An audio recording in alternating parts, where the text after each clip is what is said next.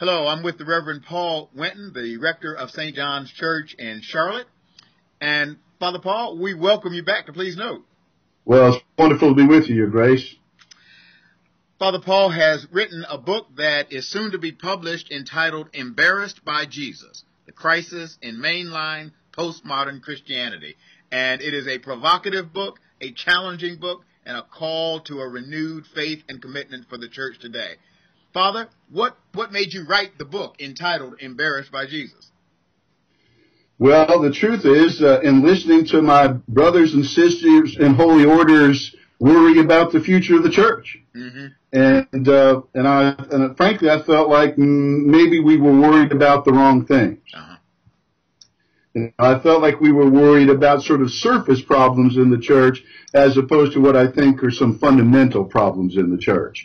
And so, it caused me to do some very deep thinking about, first of all, is the church in trouble? Instead of just saying the church is in trouble, is it? And if it is, why is it? And so I did the research, and of course, the numbers are frightening. We're in serious decline, and there's no way around that reality.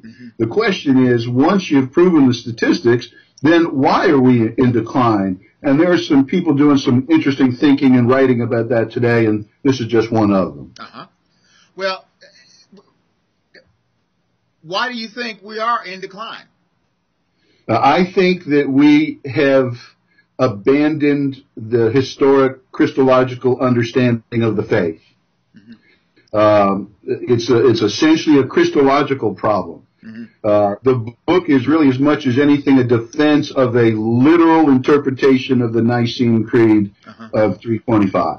And I think the church has moved away from that, and I think that that's the reason the church is in decline. Early in the book, I'm sorry, Paul, go ahead. No, I think once Jesus has become less than the Jesus of the Creed, he's no longer Messiah, and therefore he's no longer interesting or intriguing to anybody. Right. So, that's the problem. You, in fact, at one point say the institutional church is embarrassed by Jesus. The faithful are merely experiencing the domesticated Jesus the institutional church has shared and compromised the narrative of his gospel. Yes. Yeah. I think as soon as you start saying things like all roads lead to God, we're in trouble. Jesus says, I am the way, the truth, and the life, and no one comes to the Father but by me, as if to clarify the first part of that statement. It is an exclusive claim. Now, it's an inclusive nature.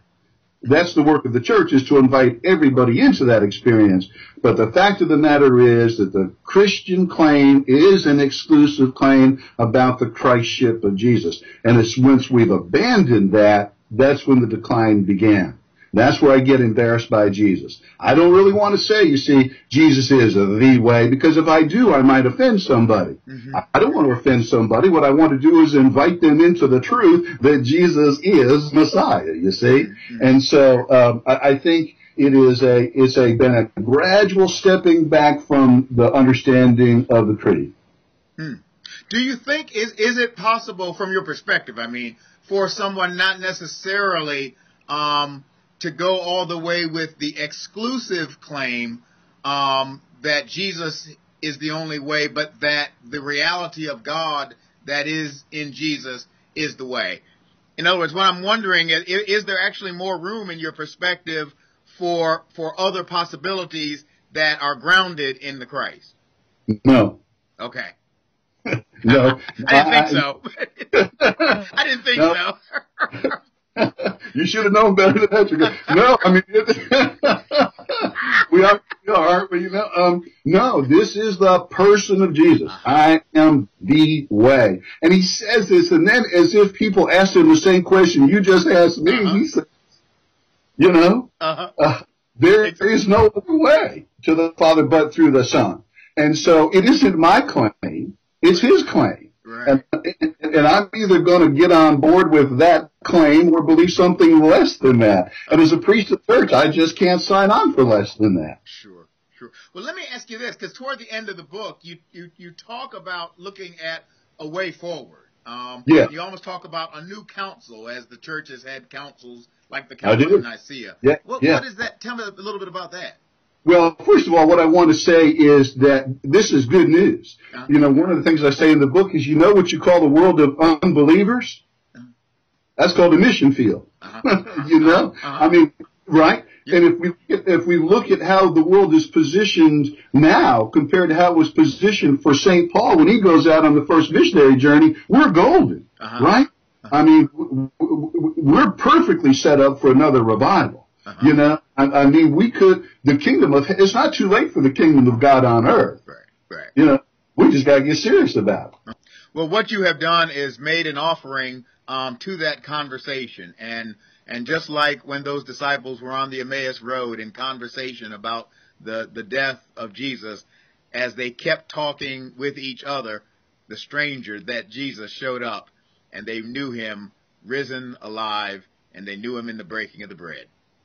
And that's why together, you know, we have to we can have all the conversations we want, but we've got to meet each other at the altar rail, break the bread, drink the wine, have that Christ revealed to us, and then speak in love to one another about who he is. I'd agree the book is provocative, but you're always provocative when you make a statement from which you won't back off, you know? And I'm not inclined to do that about many things other than Jesus, but there you go. Father Paul, you're one in a million, and I thank God for you. And well, how'd you like to be? Right.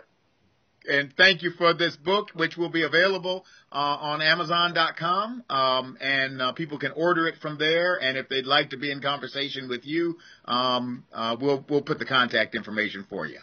Thank you very much. God bless you, and keep the faith. God bless you, Grace. Thank you.